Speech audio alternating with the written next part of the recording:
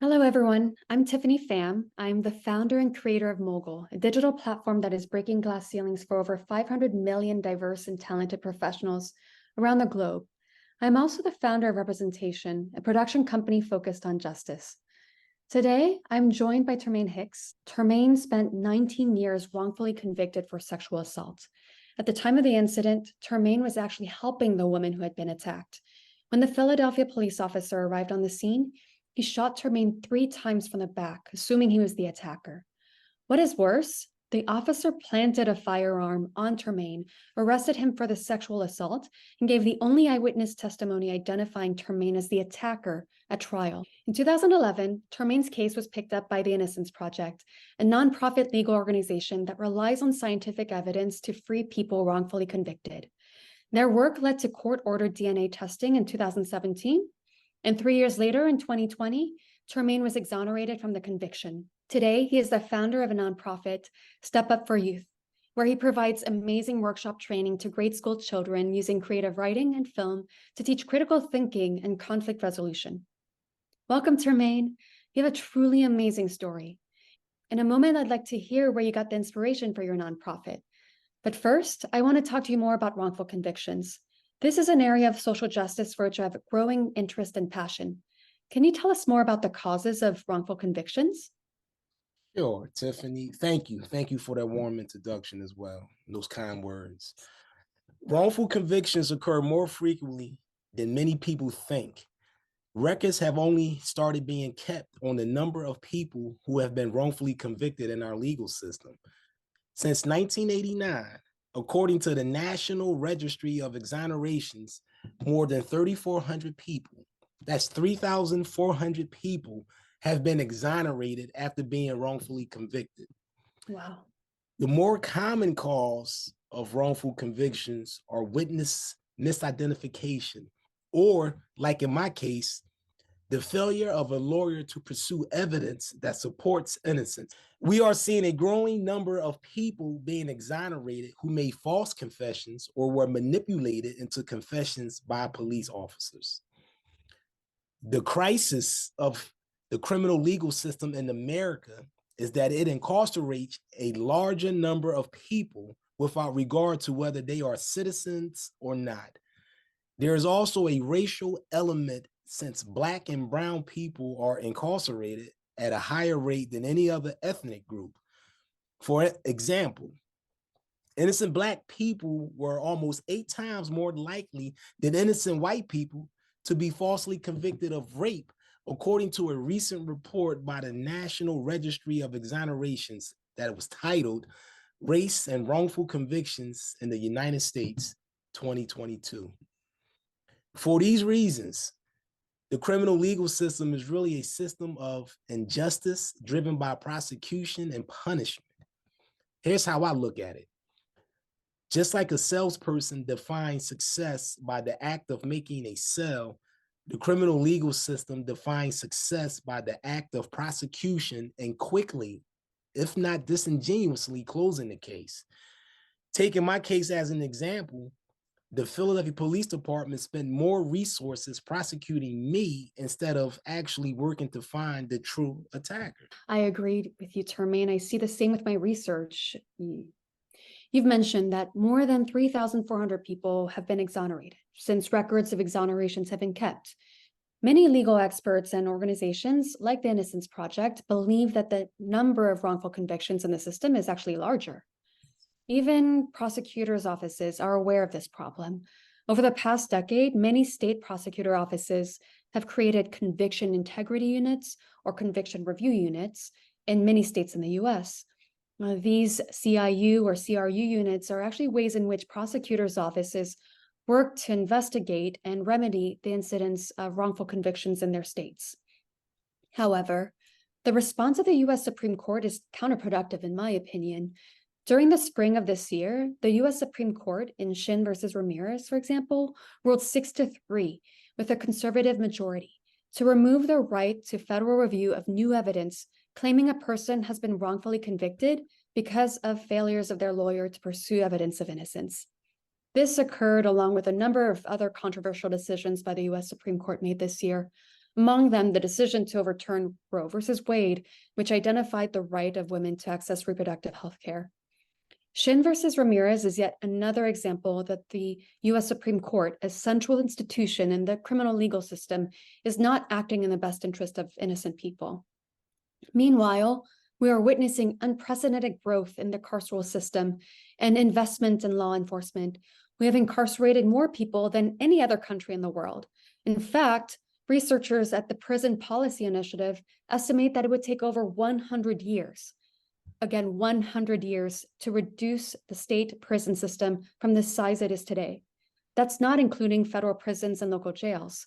I want people to pay attention to this and do something about it. Wow, Tiffany. So you're spot on and you really know your stuff. This is good. Thank you. I appreciate that, Termaine. I've devoted a lot of time and energy to learning more about the issue of wrongful conviction and think that more people should do the same. I encourage everyone watching to look into the organizations we've mentioned. Two great resources are the websites for the Innocence Project and the National Registry of Exonerations. Here's the next question for you, Termaine. Can you remind us how long you were incarcerated? Sure. 19 years. Wow, that is 2 decades. How did you stay motivated during all that time? So I spent 19 years in prison and I stayed grounded in the truth of my innocence and my faith in God. A power greater than the criminal legal system caused me to continue to love myself and to smile each and every day. I wouldn't allow the despair and sadness that exists inside prison to change this part of me. But I was sentenced to 12 and a half to 25 years in prison. A person with that sentence who had actually accepted responsibility for the crime would have had the chance to be considered for parole after serving 13 years. I didn't have that luxury. I stood by my innocence and would not compromise my integrity for the parole commissioners. I really admire that. I Wow. just going back, I remember waking up the day that I was scheduled to see parole and not knowing what I was going to say or do at the parole hearing. But when I looked in that mirror and the reflection that I got back of myself, I was content and I was satisfied at the man that I was looking at. So I knew then that I wasn't going there and tell him the truth, which ultimately I knew what was going to happen. I essentially forfeited any early release. I forfeited watching my son graduate high school.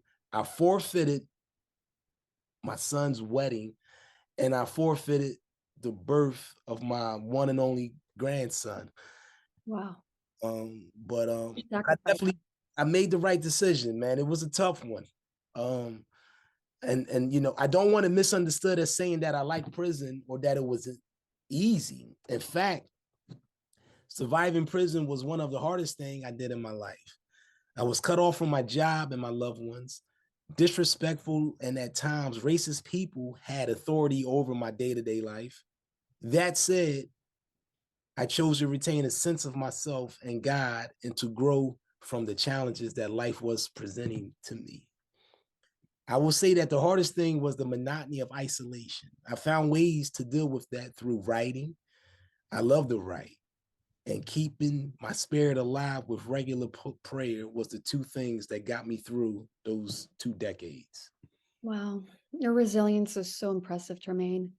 And it's worth reiterating again that you could have been released from prison earlier had you taken responsibility for the crime that you didn't commit. So the resilience you have shown and continue to show is really rare in today's world. I've learned that resilience actually is a quality that distinguishes successful entrepreneurs from other people entering a business independently, entrepreneurs such as yourself. So shall we shift the conversation to your entrepreneurial work? Tell us more about Step Up and how did you get the inspiration for the workshops you lead? Shall we? Sure. Step up. Look at that. It's an acronym. Love it. Looks beautiful. It stands for selfless thinking expresses potential that uplifts people. It is a critical thinking framework that I came up with while incarcerated.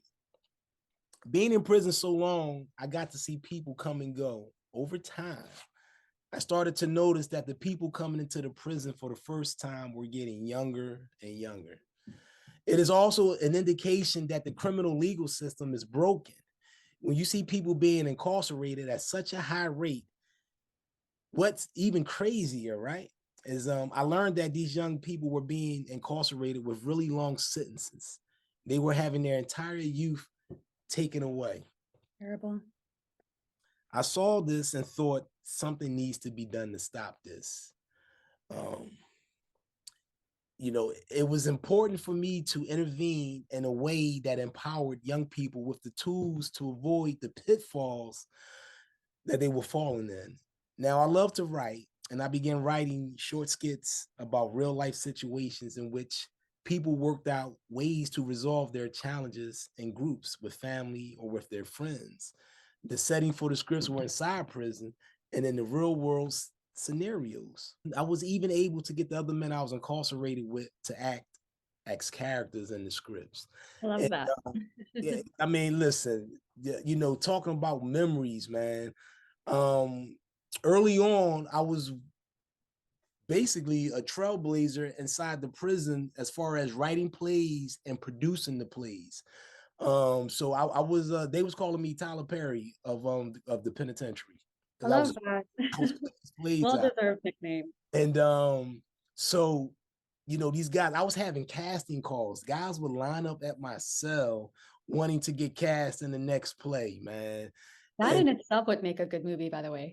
yeah, Right? absolutely. Right. Listen, I got some stories, man. You know, there were live bands. You know, these men, listen, the penitentiary and the cemetery is where the most unused talent lies. They're dead. They can't use it no more. Michael Jackson, Prince, and countless others. But in the penitentiary, they sit there. And all my plays had live music, right? And it was this guy. His name is Daryl. You familiar with Boys II Men, Tiffany? Of course. All right, Daryl Jones is incarcerated with a life sentence who says he's innocent, and I believe him. What's unique about Daryl is Daryl's from North Philadelphia. He's from Richard Island Projects, where Wanye from Boys II Men is from. Daryl taught Wanye how to play the piano. Oh, wow. This Amazing. guy, Daryl, can play 7 instruments. Wow. Very talented. And one of the plays that I had was a Christmas play. And Daryl and his band did the music, did the score for it. And I'm a Michael Jackson fan. And I wanted the instrumental, the Human Nature, that music in this particular play. And Daryl played this, he did the rendition of it on his guitar. You hear me? Yeah. First and foremost, I didn't even know it was a guitar used in Human Nature at all. But I used to go up to his cell and sit on the toilet because the cells are so small. And I just used to listen to him rehearse and play this song, Human Nature, one of my favorite Michael Jackson songs. Wow, man, incredible. But I digress. I'm sorry. So many stories. But You're right. Such incredible talent there. I kept all my writings, and after my release, I incorporated them into training modules for grade school children. And to this day, I've worked with over 20 schools across the nation. Our approach is to get the students to create their own screenplays and short films about issues that impact them and their entire school, including teachers and staff members. We hope to even bring professional athletes to visit these schools and talk to the children as well in the near future. That's amazing, Termaine. And what are some of the specific topics with which you engage the students? Because bullying leads to gun violence, and because I am a survivor of gun violence myself, and it is so prevalent in our society, gun violence. So my first 2 films that are already done is Step Up to help curb gun violence and Step Up and Say No to Bullying. It is important for me to engage the students about harm caused by guns and violence and how to prevent it. All the work and scenarios put the students in the position to explore what is wrong or right in any given scenario and what is the best outcome for the people involved, not just the main characters. I tell the students it is important that we take responsibility of ourselves and the people around us, even if the people around us do not agree with us. Even though We were born into this world as individuals. We are all here together and have responsibilities to each other. That is the essence of community and responsibility. I really like that, Termaine. Are there any moments that stand out for you when working with the students? Just last week, the day before Thanksgiving, I was went up into the Juvenile Justice Center here in Philadelphia, and I was asked, I go up in there about twice a month, and they want to implement creative writing and acting there for these students that are locked up at this juvenile detention center in Philadelphia. Oh, that's great. And I've been up in there several times this year alone. And every time I go up in there, I'm talking to a different group of young men, a group of 15 to 20 men. That's a lot, by the way. They locking these teens up, man. That is a lot. In some cases, adolescents. But naturally, like the first 5 to 7 minutes, they apprehensive. They looking at me like, who's this guy? What he want? Why he up in here? And I tell them my story, what I've been through, my experience, and what I'm trying to present to them now. And by the time I'm done, every single time, hour and a half later, they eating out the palm of my hand. These guys, they want my number. They want to reach out to me when they get out. But I can remember when we were out in Portland, Oregon at Reynolds High School to do a writing workshop with the students there. And they were like, who's this guy? What is he talking about? And they wasn't really interested, Yeah. But I jumped right into my spiel about acting, writing, and directing. I followed the spiel by showing the 2 films, Step Up to Help Curb Gun Violence and Step Up and Say No to Bullies. And after the films were over, I told the students, the majority of the actors that you just saw, that you just watched, were my nieces and nephews who never acted before a day in their life. So all the students perked up with enthusiasm. I had their intention. Now they raising their hand, they asking me questions because they want to be involved and incorporated into the next project somehow, some way. So obviously making them aware that my nieces and nephews hadn't acted before gave these students all they needed to know. Provided them with, and once I provided them with the draft of the script that they've been working on with me, they jumped right in. They brought their own personality to the script. They critiqued the writing. They enhanced it with their own slang. It was actually a great time. Really enjoyed myself. This approach usually opens the students up and allows me to guide them through a process of critical thinking, involved interviews and questioning, organizing their time and identifying people to be interviewed. The session in Portland was a 4-day workshop, and my work with the students provided me with everything I needed to produce a script about gang and gun violence, which we plan to actually film early in 2024. That's amazing. Oh, thank you. Thank you. Young people may start with the belief that I can't. And then once they do it and it turned out to be great at it and helping others, young people to learn and to do the same, this is what stands out for me because all it takes is patience and mature guidance that allows them to take responsibility for finding the answers that they need. Well, that is so great, Termaine. This is the type of work that provides me hope about the future. Yes, hope is why I do this work. If we don't have hope, we're really already lost. But if we have time, I'd like to ask you a question, Tiff. Of course. Feel free to ask me anything. Early in our conversation, you mentioned that you have a growing interest and passion in wrongful conviction. What drives this interest in you? Thank you for that question, Termaine. Well, my grandmother is the biggest inspiration in all that I do. She was a very powerful woman, a mogul, in Vietnam before I was born. She has passed during my life, but my family always told stories of how courageous my grandmother was and how she helped others. I would imagine that if she was alive now, she would use her power in a way to help others. Also, my family came to this country from Vietnam and then France, seeking a better life. I've lived in this country most of my life. I completed Harvard and Yale, both on scholarships, and I started a successful workforce recruitment and development company, Mogul, as well as a production company representation, both based in America. I am an American and I love this country despite its flaws. I want to help people to access the best this country has to offer. A driving principle of Mogul and representation is that cultural diversity is central to professional success. I understand this is not only good for the economy, but also for our democratic society. During recent times, I've seen diversity and democracy under attack in the country. During the pandemic, the incidents of Asian hate and the deaths of Breonna Taylor and George Floyd struck something deeply within me. Like I said, I've always been interested in diversity, but I started heavily researching and becoming involved in social justice issues. I read authors like Ibram Kendi and Ta-Nehisi Coates. I started paying attention to US Supreme Court decisions, law enforcement practices, to the social policy of this country. I learned that social justice is a measure of the health in this country and that the country is not doing well. In regards to wrongful convictions, this issue stands out to me as the most glaring example of how broken our system is. A healthy legal system would protect the innocent.